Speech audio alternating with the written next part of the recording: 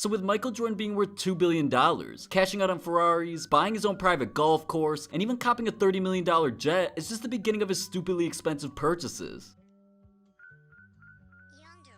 Now, one of Michael's most recent purchases came here at the beginning of 2019, where he was spotted celebrating on an $80 million yacht. The yacht is actually so big that by law it requires a professional crew on board at all times. But with that being said, there's plenty of room for any activities, with a full indoor bar decorated in a tropical theme with special hardwood, 8 sleeping cabins, a gym, and jacuzzi as well. Then the outdoor includes dining areas as well, even its own basketball court on board. And according to TMZ, the yacht itself costs $840,000 a week to maintain and keep functioning perfectly.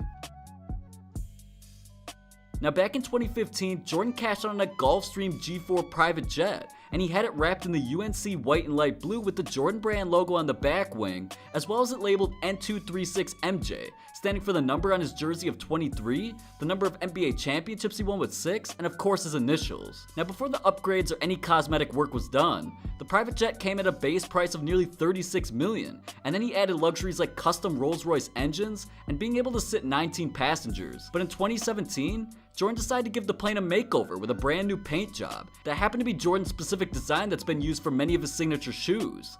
The new elephant print style now covered the entire plane with colors of urban camouflage, which is popular to the retro Air Jordan 3s. So with both of these paint jobs coming in around $700,000 for both of them, the total price of this jet is nearly $50 million. Now Jordan happened to be introduced to golf by his college roommate just weeks before he left to join the NBA, but Jordan followed his hidden talent very well over the years and eventually played with icons like Tiger Woods on a regular basis, bought a massive mansion on a private golf course, and then he came out in early 2018 making it public he was going to open up his very own golf course in Florida, just north of West Palm Beach. The course itself would primarily be private and would be called Grove 23, but it would allow close friends and family as well as pro golfers or anyone highly recommended by MJ himself. A close friend and golf partner of Jordan over the years actually said his reason for wanting to build his own course was that Michael likes to play fast, and he can't stand when people won't let him through. That happens enough out there that he's gotten fed up. He just steps up, hits, chews your ears off with smack talk, and off he goes. If he knows the guys he's with, he'll not even wait. He'll drive up to the green as your back is in the fairway hitting. The course itself will include a private club for residents and members, a driving range, 9,800 square foot clubhouse, and maintenance facilities for any golfer on the course. But the course itself covers 223 acres with hills and many trees that flow throughout the St. Lucie River, and it was estimated to be worth $15 to $20 million when he was initially having it built, but would cost a couple $1,000,000 annually to maintain. Now Jordan himself has heavily been into cars ever since he joined the league and beyond. One of Jordan's prized possessions is his Aston Martin DB7 that was estimated to be worth around $200,000, but it was actually gifted to him by the manufacturer, and they gave him the car in a special red variant that wouldn't be put on any of the other cars similar to it being sold. Jordan also flaunts his red and black $115,000 Porsche 911 Turbo that was actually an inspiration to one of his iconic shoe designs, but MJ himself actually owned many different models of Porsches all at the same time during his days with the Chicago Bulls. A 930, 964, and 993. Even Michael's very own Air Jordan 6 shoes were actually inspired by his red and black 911, with the shoe itself being shaped like the car as well as the black and red color scheme. Another car that MJ's been spotted in many times is a $212,000 custom Ferrari 512 Testarossa, which happens to be one of his favorites, and he's been spotted in multiple versions of it. He's had one black and one bright red, and it even had the license plate MRJ, and it's also a modified special model that few people in the world actually have. But back in 2007, Jordan cashed out on a very rare edition of a car that cost him nearly $500,000. This Mercedes-Benz McLaren version, an SLR 722, had butterfly doors as well as engine and suspension upgrades to make it better for racing, and it cost Jordan $450,000. But it didn't last long in MJ's garage, as it ended up on eBay just a few years later with less than 1,000 miles on it. But over the years, Jordan's garage have constantly been filled with a variety of unique cars. He's had certain ones personally customized by DreamWorks Motorsports, including multiple Range Rovers, a Bentley Continental GT, and multiple Mercedes-Benz. MJ's even had multiple Ferraris, including a 599, and has been spotted in and around many Corvettes as well. So with Michael Jordan being recognized as the greatest player of all time, his NBA resume is easily one of the most impressive that we've ever seen, so it's only right that MJ's been living good all of these years with his ridiculous mansion collection. Now we all know that MJ resided in Chicago for most of his professional career, but nearly a decade after retiring for the first time, MJ cashed out on a $12 million home in Jupiter, Florida, where he paid $4.8 million for the land and $7.6 million for the construction of the home, making this mansion one of the most expensive homes in the Palm Beaches. But MJ, who says he's an everyday golfer nowadays, actually bought this home from legendary Jack Nicklaus and is ironically right down the street from Tiger Woods as well. But back in 2010, Jordan said that he golfs sunrise to sunset while his family enjoys everything else about the stunning 28,000 square foot home. This massive 3-acre mansion consists of a guardhouse, a guest house, and a pool house. But Jordan's home itself consists of 11 bedrooms, 6 on the second floor alone, a huge media room with state-of-the-art electronics, and also an athletic wing together with basketball court and workout facility. Having said all of that, since moving in, Jordan has had over $7 million in renovations put into this home, making it worth nearly $20 million present day. Now obviously with Michael Jordan creating such a legacy in Chicago, it's only right that he still spends time there today. And just a few years after he retired from the Wizards, he bought a 56,000 square foot home in Highland Park, Illinois that has everything a legend needs, from an infinity pool with a grass hill in the middle, a custom door from the Playboy Mansion, and even his Jumpman logo on all of the golf flags around the premises. But with that being said, the home includes a putting green, tennis court, and even a pond filled with fish.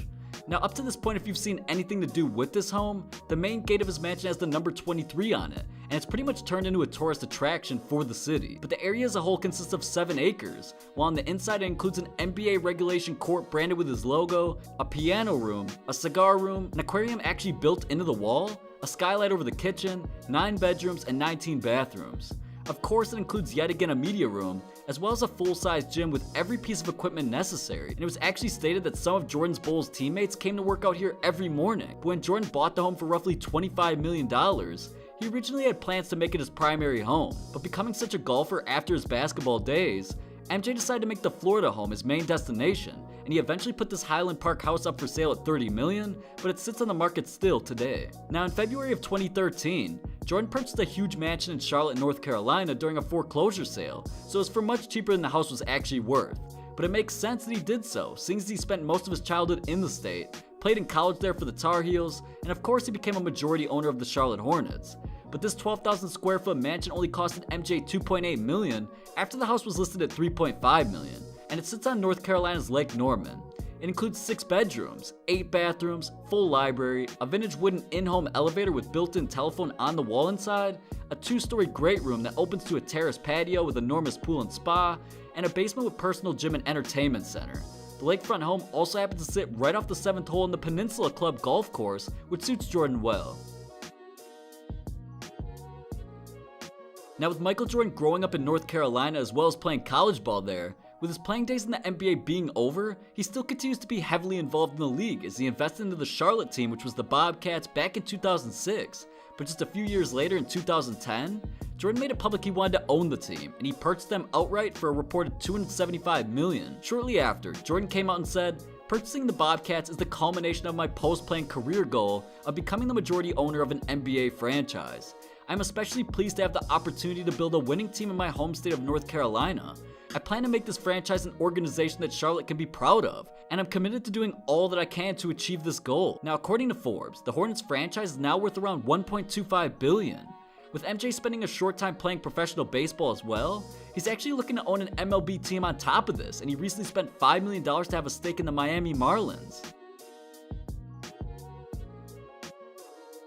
Now, just like the rare type of player that Jordan was, his watch collection is just as unique. At a Jordan brand photo shoot that also included Dwayne Wade, Jordan and Wade both stuck out their hands with Jordan shoes in each, and Jordan was rocking one of his $40,000 Ulyss Nardin Sonata watches that's white gold and has a huge face with a big date and countdown mechanism. In a promotional interview for his brand, MJ was rocking a Richard Mille RM32 covered in red gold and was the larger style, coming in at 50mm.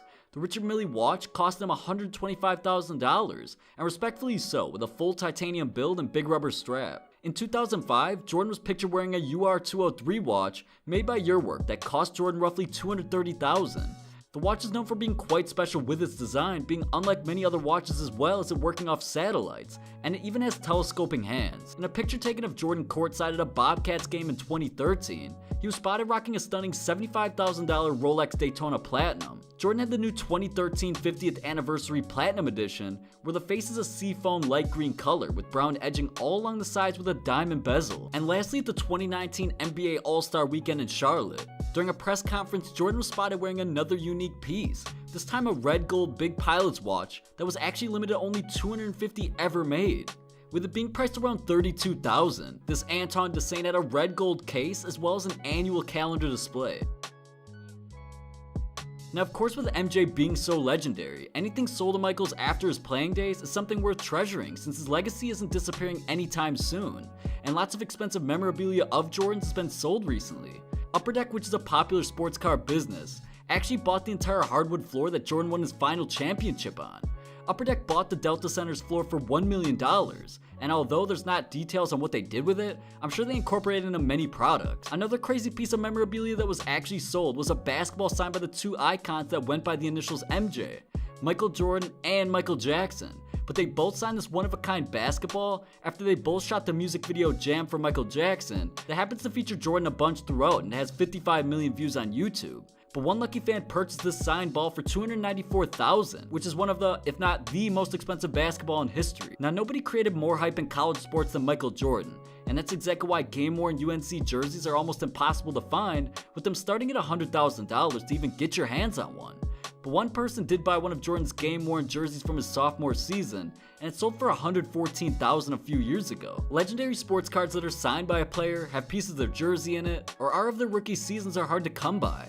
But recently someone bought a 1986 rookie Michael Jordan card for $100,000, which is a record for the most ever spent on one car. And this card is unique because it was actually graded a perfect 10 out of 10 in all categories. Now one of the greatest plays in sports history is Michael Jordan's final shot in Game 6 of the 1998 NBA Finals, where with 16 seconds left in the game down by 1, he got a steal and took it the length of the court, crossed up, and hit his famous shot leaving 5 seconds on the clock and going up on the Jazz by 1, basically securing them the championship. This was Jordan's final shot of his Chicago career, and a fan actually ended up purchasing the rim and backboard that he hit that shot on for $57,000. Now go check out what the NBA will look like in 2020 and subscribe to stay up to date with the NBA 100%.